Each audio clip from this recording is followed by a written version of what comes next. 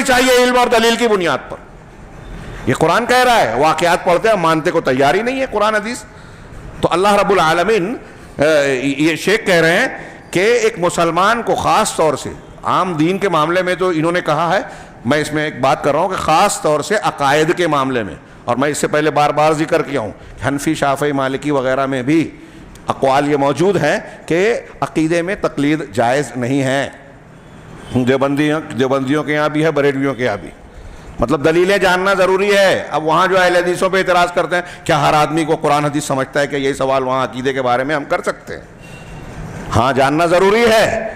جس علم کو اختیار کرنا لازم قرار دیا ہے اللہ نے, اس کا حاصل کرنا ضروری ہے. اب وہ کسی بھی معیار کا علم حاصل کرے, اگر ایک کھیت میں کام کرنے والا, جنگل میں لکڑی کاٹنے والا انسان ہے, تو کیا اس بنیاد پر کہ اس کو قرآن حدیث کا گہرا علم نہیں ہے وہ شرک کرے, بت پرستی کرے, اللہ کے یہاں بچ جائے گا؟ ان لوگوں سے جو یہ کہتے ہیں پوچھا جائے, اللہ کے یہاں بچ جائے گا؟ یہ کہا جائے گا اللہ تعالیٰ نے ہم کو دماغ, آنکھ, کان دیا کس لیے؟ غور و فکر کرنے کے لیے, سمجھنے کے لیے. کیا سمجھنے کے لیے؟ ادرک, لہسن, پیاز, اس کا بھاؤ, گورنمنٹ, سیاست, یہ جی نہیں.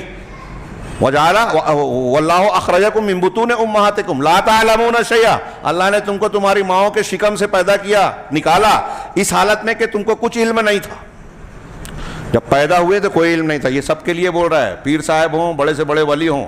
ہمارے لوگ بولتے ہیں وہ پیدا ہوئے تھے تو 15 پاروں کے حفظ حافظ تھے, ان کو پورا قرآن یاد تھا. اللہ کا قرآن کہہ رہا ہے کہ جب پیدا ہوتا ہے تو کوئی علم نہیں ہوتا. ہاں, وَجَعَلَ لَكُمُ السَّمْعَ وَالْأَبْصَارَ وَالْأَفْئِدَةَ, اور تمہارے لیے آنکھ, کان, آنکھ اور دل و دماغ بنایا. کیوں بنایا؟ لعلکم تشکرون. دنیا کی باتیں سمجھو, چال بازیاں جانو, کاروبار, زندگی سیکھو, ٹھیک ہے, اس میں اس کا استعمال ہو, لیکن اس کا اصل مقصد کیا ہے؟ قرآن حدیث اور اللہ کی نعمتوں میں غور و فکر کرو گے تو شکر گزار بنو گے. اللہ تعالیٰ نے نعمت کی ہے یہ جانو گے تو صرف اللہ کے سامنے جھکو گے, وہ منعم ہے تو اسی کا شکر بجا لاؤ گے, دوسروں کے در پر نہیں جھکو گے.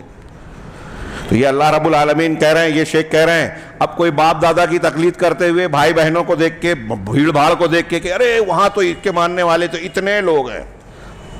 جاہل لوگوں کی عام طور سے بڑی دلیل یہی ہوتی ہے. ابھی آج کل چل رہا ہے کہ ارے وہ مولانا کے اتنے فالوورز ہیں جمہوریت میں, اور عام مزاج یہی ہے. تو اب ایک باطل قوت ہوتی ہے ہمارے یہاں حکومتوں میں, اب یہ طریقہ اختیار کرتے ہیں کہ غلط چیز کو وہ جب بڑھاوا دینا چاہتے ہیں تو اپنے ماننے والوں کو ٹرینڈ کر رکھا ہے سوشل میڈیا پہ, یس یا نو بولو تو انہی کے لوگ جو ہے اس کی تائید کرتے ہیں, شو کرتے دیکھو ملک کے اتنے لوگ اس کی تائید میں ہیں. ہاں, ایسے ہی ہمارے ہاں جن کو مسلمان نوجوانوں یا مسلمانوں کو گمراہ کرنے کے لیے لانچ کیا جاتا ہے, ہاں, مسلمان چہرہ ہے, نام ہے, بڑا بے باک بنتا ہے, صحابہ کرام پہ تنقید کر رہا ہے, ایک مولوی ہے, کوئی ندوی ہے, کوئی انجینئر ہے, کوئی غامدی ہے, ہاں, کوئی اور ہے. جب ان کو لانچ کیا جاتا ہے تو ان کے لانچ کرنے والے انتظام کرتے ہیں کہ ان کو اسباب دیے جائیں, فراہم کیے جائیں, ان کو اٹریکٹیو بنایا جائے, ان کی کلپس کو زیادہ سے زیادہ لائک کیے, فالوورز کے ذریعے پیش کیا جائے کہ عام آدمی اور نوجوان دیکھے ارے ان کو اتنے لوگ پسند کرتے تو میں بھی پسند کروں.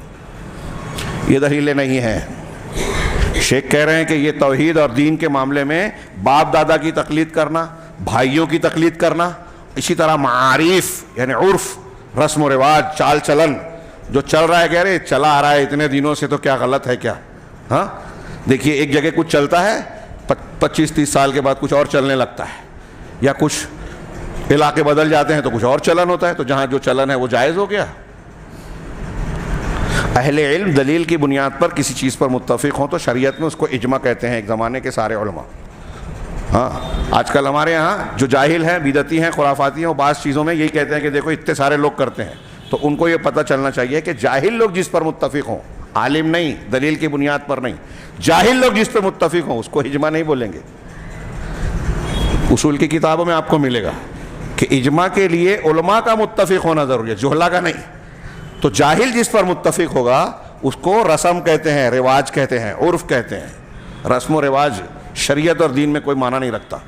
تو کہا کہ ایک مسلمان کے لیے یہ درست نہیں ہے, مناسب نہیں ہے, اور اپنے آپ کے لیے اس پر راضی ہونا جائز نہیں ہے کہ باپ دادا کی تقلید کرے, ماحول کے پیچھے بھاگے اور ان کی بغیر سوجھ بوجھ اور عقل کا استعمال کیے ہوئے ان کی اندھی تقلید کرے. ہاں کہہ رہے ہیں فَإِنَّ هَذَا مِن ضُرُوبِ الْجَهْلِ, کیونکہ ایسا کرنا جہالت کی قسموں میں سے ہے, جس کا کرنے والا انسان جس کو اللہ نے سمیع اور بصیر بنا, فجعلناہ سمیعا بصیرا, سورہ دہر میں شروع میں کہا نا کہ انسان کو ہم نے پیدا کیا اور اس کو سننا اور دیکھنے والا بنایا.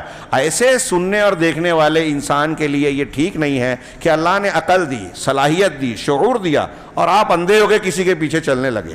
یہ مناسب نہیں ہے. اور اس کے بعد جب کہ آپ علم حاصل کر سکتے ہو, جہالت پر راضی ہو, یہ ٹھیک نہیں ہے. اللہ کے ہاں اس کا بھگتان بھگتنا پڑے گا. اذن چنانچہ نتیجے کے طور پر کہہ رہے ہیں کہ جو اللہ تبارک و تعالیٰ نے عطا فرمایا ہے, یعنی یہ نعمت توحید, قرآن و حدیث کا ادراک اور علم, یہ نعمت, اور اگر ہم کو توحید کا علم حاصل ہوتا ہے, شرک کی معرفت ہو گئی کہ ہم اس سے بچ سکیں, تو شیخ کہہ رہے ہیں کہ یہ اللہ تعالیٰ کا سب سے بڑا انعام اور اس کی رحمت ہے. ایسا انعام اور ایسا جس پر رشک کیا جائے اور اللہ رب العالمین کی صبح و شام, رات و دن, کھلے اور چھپے ہر وقت اس نعمت پر شکر ادا کیا جائے, اس کی حمد بیان کی جائے, اور پھر اس توحید کی تعلیم اور لا الہ الا اللہ کا جو علم ہمیں ملا ہے ہم اسے پھیلائیں. اور یہ نعمت کے شکر کا حصہ ہے. اگر ہم چھپا کے بیٹھ رہے ہیں تو ہم اس کی ناقدری کر رہے ہیں, یہ اس کے شکر کا حصہ ہے. اور نشر سے مراد یہی ہے کہ وہ عالم جو صحیح شرعی علم رکھتا ہے وہ ان لوگوں تک اس علم کو پہنچائے جو نہیں جانتے. والآیت الکریمہ, یہ آیت قل فبذالک فلیفرحوا قل بفضل اللہ وبرحمتہ فبذالک فلیفرحوا, اس آیت میں شیخ کہہ رہے ہیں کہ یہ آیت نبی صلی اللہ علیہ وسلم سے خطاب ہے, اور نبی صلی اللہ علیہ وسلم سے جب خطاب ہوتا ہے تو آپ کے واسطے سے پوری امت کو خطاب ہوتا ہے. اس آیت میں اللہ نے کہا قل, یعنی اے محمد آپ کہیے, بفضل اللہ, کہ اللہ کے فضل پر, یا وہ فضل کیا ہے؟ اسلام ہے, جس کو اللہ رب العالمین نے اپنے بندوں پر جو اور ہم پر جو احسانات فرمائے ہیں ان میں سب سے افضل ہے. اس لیے کہ اسی اسلام کے ذریعے سے اللہ نے ہم کو دنیا کے عذاب, برزخ کے عذاب اور آخرت کے عذاب سے بچنے کا وعدہ کیا ہے کہ یہ اسلام تم کو ہر عذاب سے بچائے گا. وبرحمتہ, اور